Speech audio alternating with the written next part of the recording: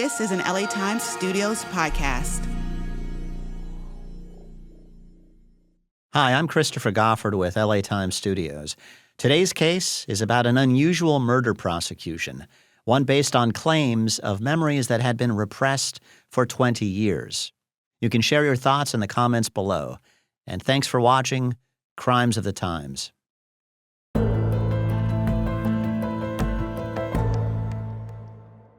For 20 years, the murder of 8-year-old Susan Nason had been a cold case. The fourth grader from Foster City, California, had been abducted near her home in September 1969. It was a small bedroom community of San Francisco, a quiet place unaccustomed to serious crime.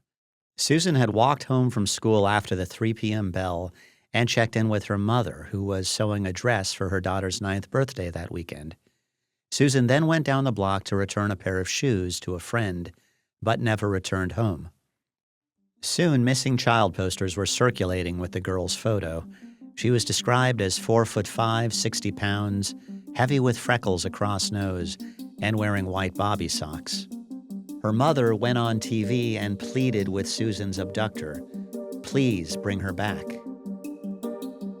3 months after her disappearance, Susan Nason's remains were found in a wooded area a few miles from town. Her skull had been crushed. Police chased hundreds of leads, but they went nowhere. No one was arrested, and the case seemed unlikely ever to be solved.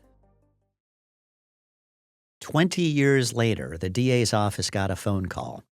A woman named Eileen Franklin Lipsker had an extraordinary story. She had been Susan Nason's best friend in elementary school. Eileen said she knew who had killed her best friend and that she had actually been there to witness it. The killer, she said, was her own father, George Franklin. The memories had been buried in her mind for 2 decades, but recently came back to her in a flash. This was the first murder case in which a repressed memory had been allowed into evidence. From LA Times Studios, this is Crimes of the Times. I'm Christopher Goffard.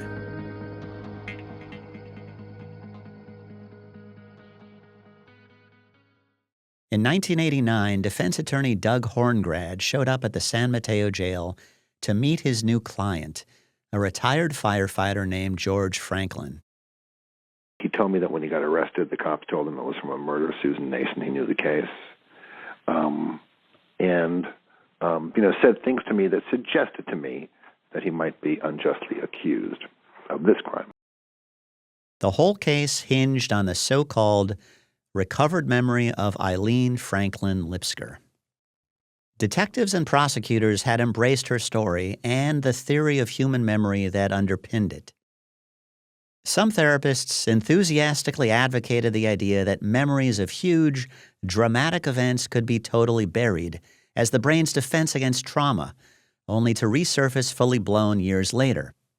Critics called the idea quackery, the invention of misguided therapists. So when 51-year-old George Franklin went on trial in 1990, it was not just his freedom at stake, but a whole theory about the dynamics of the mind and how the criminal courts should treat this theory. Franklin was not able to furnish an alibi. Really, can you come up with an alibi for 20 years ago? And can you reconstruct evidence? So that compounds the difficulty of defending a case like this, where, the narrative is kind of magical. Well, I had this memory, I forgot it, but I remember it in this detail. And in order to pierce that, you have to introduce some reality. And that's hard to do when you're trying to defend activity from 2 decades ago. The Roman crowd was reacting. The media was giving it end-of-the-world treatment. Taking the stand as the government's star witness against her father, Eileen Franklin Lipsker claimed that for decades she had forgotten what happened to Susan, her neighbor and classmate at Foster City Elementary. She said she was in her family room one day watching her own daughter play, and her daughter's resemblance to Susan uncorked her memory. Now, Eileen recalled being in her father's Volkswagen van when he picked up Susan in their suburban neighborhood and drove to an isolated area. She recalled her father molesting Susan, then lifting a rock and crushing the girl's skull. She recalled seeing her friend try to ward off the blow and a ring on Susan's hand being smashed. This was the first murder case in which a repressed memory had been allowed into evidence. This is the writer Harry McLean. His book on the case is called Once Upon a Time, A True Story of Memory, Murder, and the Law. It was the sole evidence that the defendant committed the crime.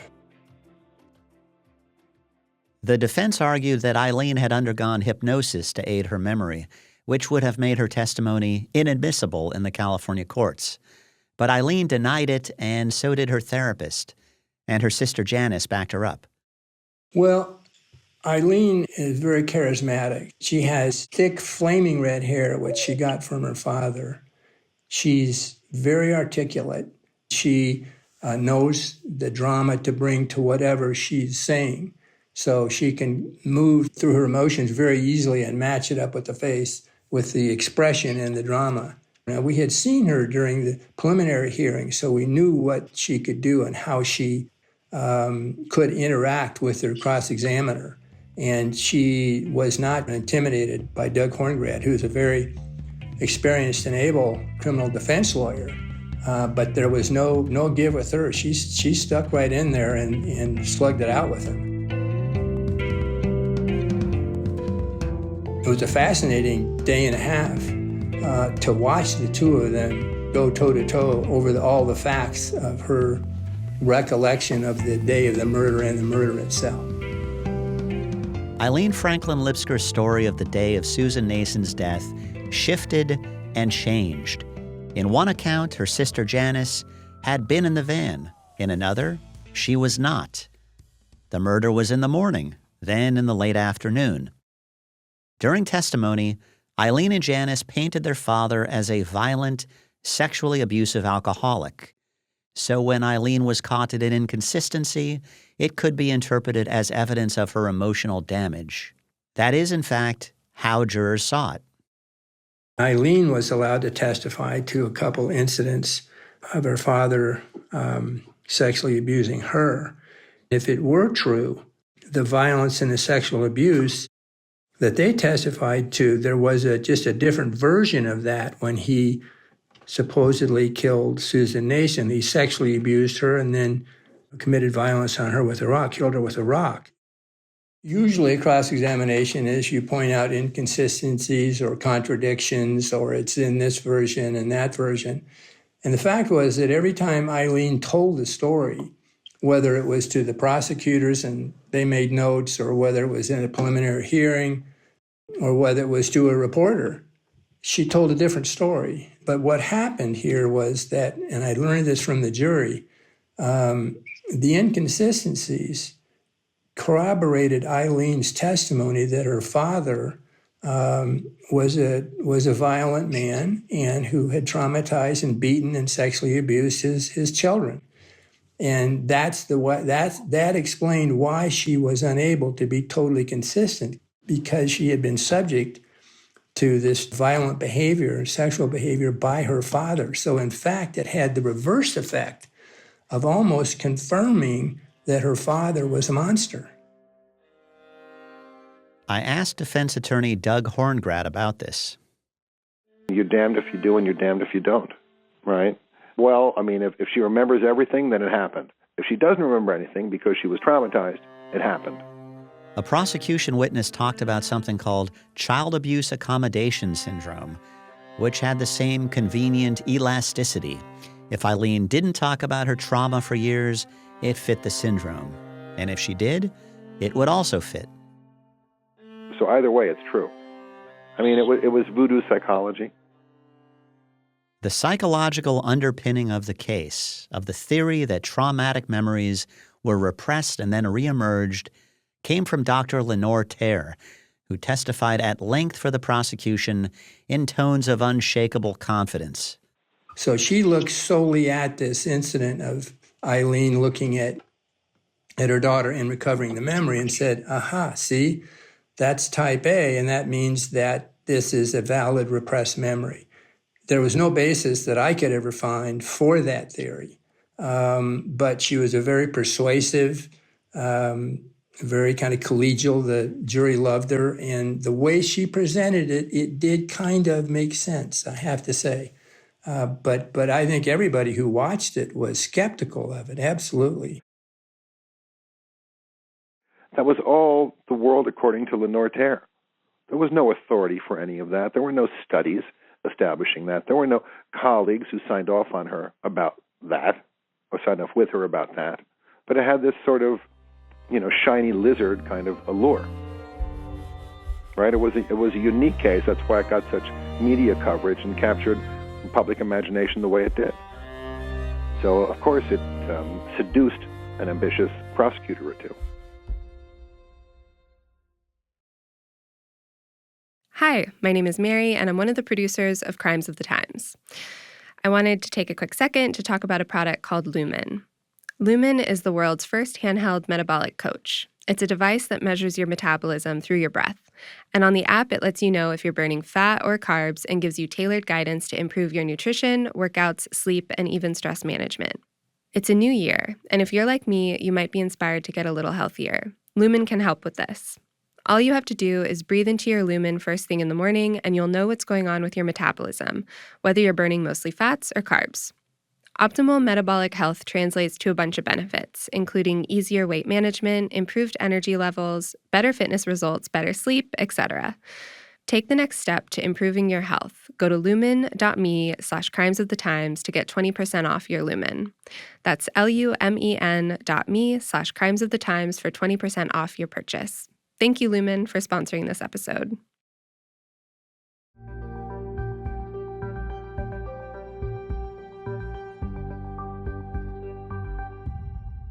Police had found a smashed ring on 8-year-old Susan Nason's hand when her body was discovered in 1969. San Mateo prosecutors insisted that the ring corroborated Eileen Franklin Lipsker's story. How, they asked, could she possibly know that detail if she had not been an eyewitness? Defense attorney Doug Horngrad had an answer, and he tried desperately to get it in front of the jury. The San Mateo Times and other newspapers had covered the case heavily in 1969. So did the TV stations. Horngrad had compiled a package of news clippings and video proving that police had publicly discussed the ring and other details. So the prosecutor argued that the witness, Eileen, had witnessed these events because she was able to provide all these details about the crime scene. And all of the details about the crime scene had been in the public domain, either through television or newspaper. And yet, she knew these details well. There was a crushed ring on her finger. I mean, unless she had a telescope or microscope or walked right up to the crime scene, or unless she read it in the newspaper or saw it on television, that's how she derived that fact. So all the facts she testified to about the crime scene forensically were all in the public domain. But Judge Thomas Smith, a former prosecutor himself, refused to let the jury see the news coverage. The trial judge would not permit us to introduce evidence that all that coverage was in the public domain. All those facts were in the public domain. Oh, I don't want this to be a fight about newspaper articles, said the judge. Rather than, he excluded the newspaper articles, and the prosecutor then had the gumption to argue in closing, how could she know all these details unless she was there? Here's Harry McLean again. In her story, she has a fair amount of facts, and the prosecution said, these are facts she couldn't have known unless she witnessed it. So Horngrad logically goes out and gets all the newspapers that got massive coverage in California, and finds all of these facts are in one newspaper or another. And the evidence showed that the newspapers did come to the house. She was 8 years old at the time, but newspapers were there, pictures were front page, stories were front page. It was a pretty convincing rebuttal to the prosecution's main theory.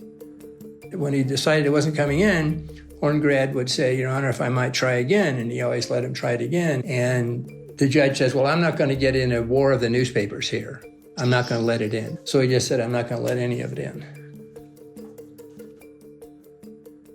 The defendant's appearance did not help him. George Franklin was stone-faced and craggy-featured. He seemed emotionless.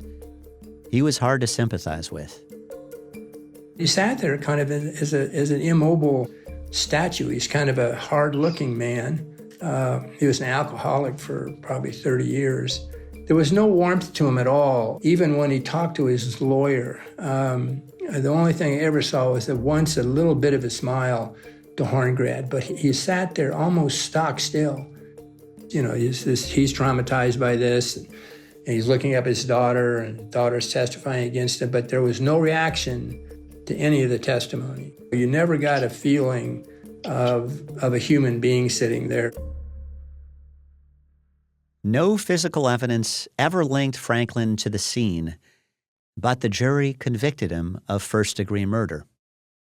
When the verdict came down, there was kind of a shock, like, my God, they convicted this guy of murder on nothing but this repressed memory, which was never told the same way twice, and which they could never corroborate. Nothing ever pointed to George Franklin except this repressed memory, and that was sufficient to find him guilty of first-degree murder. When Harry McLean interviewed jurors, they were able to rationalize the verdict by saying, if he didn't kill Susan Nason, he did enough other stuff that he needs to pay. Well, maybe proof falls short on this one, but it was pretty convincing on the other one, so we'll get him for that one. The judge made no secret of his own loathing for the defendant. He called Franklin, quote, a depraved and wicked man, and sentenced him to life in prison. Judge Thomas Smith said he regretted that he could not send Franklin to death row. In some ways, the case was a function of its time. When Franklin was charged, the McMartin preschool molestation case, which alleged satanic ritual abuse on a massive scale, was still slogging through the Los Angeles courts. As I explored in the last episode, that case hinged on a controversial interviewing technique that wound up planting ghastly images in the minds of children, as even the top prosecutor would later acknowledge. It hinged on the faith that kids just could not make up such hideous stories. The Franklin case was also built on an unproven psychological theory that was presented to jurors as if it had the weight of settled science. Some therapists promoted the notion that a person's emotional troubles were conveniently traceable to an unremembered trauma. It was a faddish idea saturating the talk shows. The whole theory was that if you're traumatized as a child, particularly in this case, you're able to repress the memory. It goes somewhere deep into your subconscious. And if you encounter some stimuli that's similar, say it could be music or it could be a painting, something similar to what happened at the time of the trauma, that will unearth and recover the memory. And the memory will play out, this is what the prosecution expert said, will play out like a videotape. At the time, a popular book was The Courage to Heal, a guide for women survivors of child sexual abuse by Ellen Bass and Laura Davis.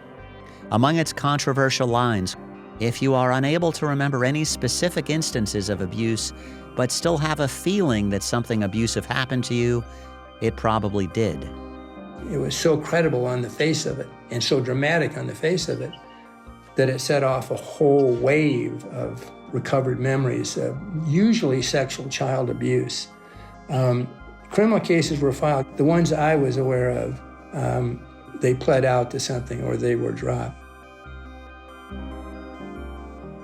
I talked to Richard Offshee, a professor emeritus of social psychology at UC Berkeley and co-author of the book Making Monsters: False Memories, Psychotherapy, and Sexual Hysteria. He told me the recovered memory trend was, quote, Middle Ages voodoo, mythology, and the major psychiatric quackery of our time.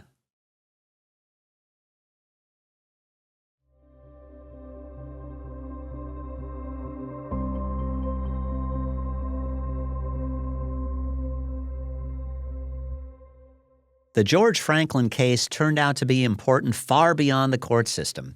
It led to the rewriting of psychology textbooks. The case proved pivotal in the career of Elizabeth Loftus, a memory scientist who would become one of the most frequently cited and influential researchers in the field of psychology. Loftus regarded so-called recovered memories as concoctions, spun not from solid facts but from the vaporous breezes of wishes, dreams, fears, desires.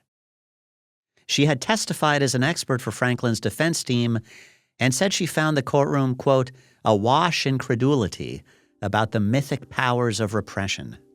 Loftus told me that at the time, her research showed that the specifics of real memories could be altered, but not that incredibly detailed memories like Eileen Franklin Lipsker's might be planted. I asked Dr. Loftus how important the case had been in inspiring her research. It was everything. What I had done up to that point is all this misinformation work, turning a stop sign into a yield sign, making somebody think they saw broken glass at the accident scene when there wasn't any. But here, something really, really big had to happen if Eileen Franklin had a whole, richly detailed memory of something that didn't happen. So that's when I wanted to study this. I had to try to figure out how could I study it? What could I do to plant a seed that might grow into one of these big false memories? It had to be something that I could get through the Human Subjects Committee, the review committees. I had to get permission to do it. So it wasn't going to be, I'm going to make people believe that they watched their father rape and murder an 8-year-old. And eventually, I got to the idea of Lost in the Mall. This false memory experiment is one of the most famous studies in modern psychology. In it, Loftus's researchers reminded participants of 3 real events from their childhoods, the stories having been obtained from older relatives, and they added a fake 4th story, telling subjects they'd gotten lost in a mall as children and were rescued by an elderly woman. 25% of the participants in the study developed partial or complete memories of the made-up event.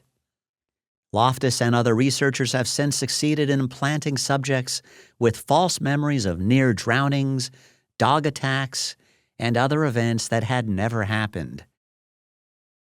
Loftus told me that there's now a decent-sized literature on how far you can go in planting memories, a benefit, she said, that directly flowed from the Franklin case. In the immediate aftermath of the case, however, there was a flood of recovered memory cases that put her at the center of what came to be called the memory wars.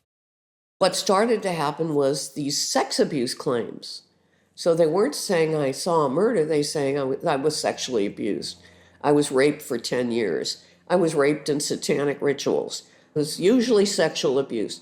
And Roseanne Barr came out, and the former Miss America came out, all this a year after the Franklin case, and then a flood of cases. And people were calling me to help them with the defense of those cases. Why were they calling me? Because I was appearing on television or in newspapers or whatever, commenting on the Franklin case and being skeptical. So I was that voice of skepticism. Parents would call me, I need help. Lawyers would call me, I need help. I was like a one-person switchboard. Hers was often a lonely voice, and she became accustomed to vitriolic attacks, though her research has changed the conversation dramatically. I think we did a lot of damage to the concept of repressed memory. With her father behind bars, Eileen Franklin Lipsker got a book deal. She appeared on The Oprah Winfrey Show and Donahue. Shelley Long of Cheers played Eileen in a TV movie called Fatal Memories. Defense attorney Doug Horngrad found an appellate attorney to take the case, but the California courts were decidedly unfriendly. California Court of Appeal, the California Supreme Court, both courts, like a hot knife through butter. 7-0 and 3-0, so 10-0, and then took it into the federal system. In 1995, however, a federal judge threw out George Franklin's conviction, citing flaws in the trial.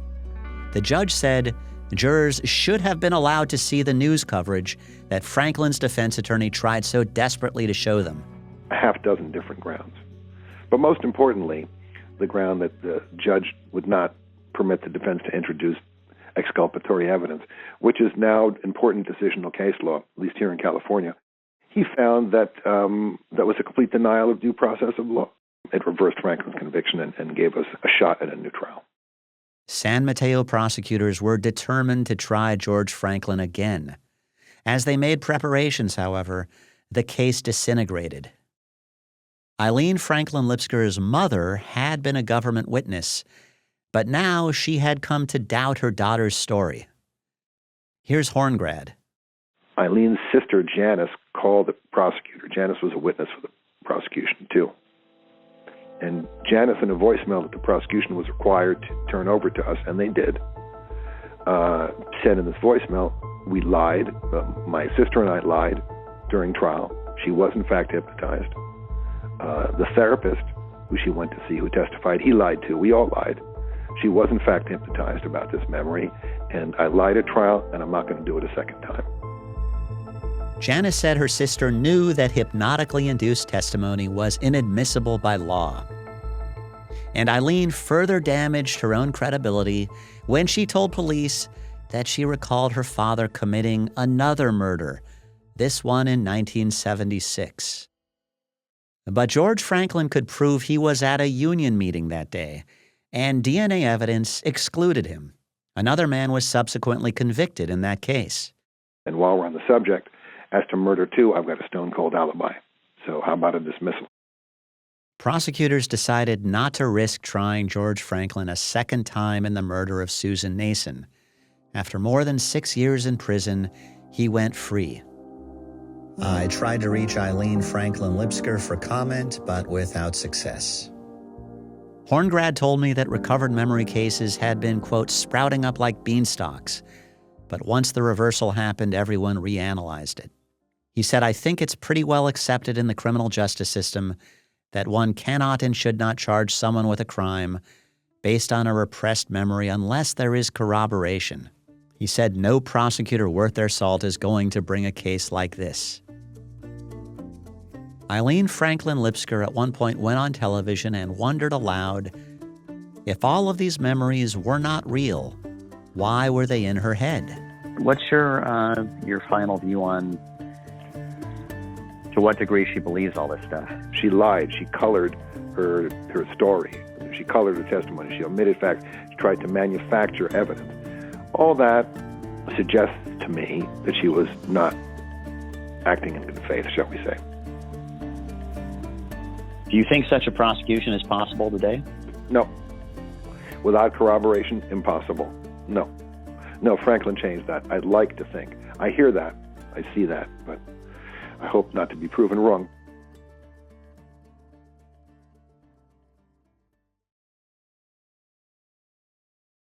From LA Times Studios, this is Crimes of the Times. To read more about these cases, check out Crimes of the Times at latimes.com.